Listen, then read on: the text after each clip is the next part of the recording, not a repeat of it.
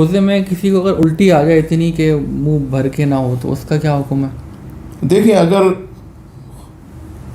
خود بخود آ گئی الٹی، اس نے انگلی نہیں ڈالی، تو منہ بھر بھی آئے تو روزہ نہیں ٹوٹے گا، اور اگر جان بوجھ کے اس نے کیا تو روزہ ٹوٹ جائے گا۔ لیکن یہاں پر ایک چیز خاص احتیاط، منہ بھر الٹی آئی اور اس نے روکنے کے لیے کوئی نکلنے نہیں دیا، اس نے منہ پہ ہاتھ رکھ لیا، ہوا کیا کہ کچھ الٹی اس کے منہ سے پھر حلق میں، اب روزہ چلا گیا۔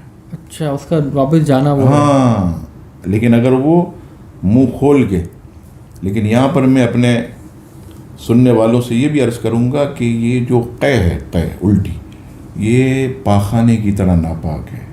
اللہ اکبر۔ لوگ احتیاط نہیں کرتے، ایسے منہ سے نکالتے ہیں، یہ ناپاک۔ اچھا، اس کے لیے ضروری ہے کہ وہ معدے سے نیچے اترنی چاہیے، ورنہ اگر ابھی کھایا ہے اور وہ آ گیا تو وہ تو…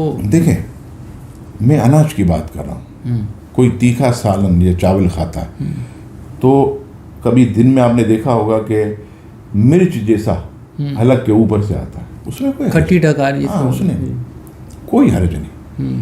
میں بات کر رہا ہوں کہ اناج منہ میں آیا، اناج والی کے، اگر بلغم والی کے تو حرج نہیں ہے، صحیح، اور بلغم اتر گیا تو بھی حرج نہیں۔ جی اوکے، میں اناج والی الٹی، اس میں کھانا ہے، وہ اگر اس نے نگل لیا اب اس کا روزہ۔ صحیح صحیح۔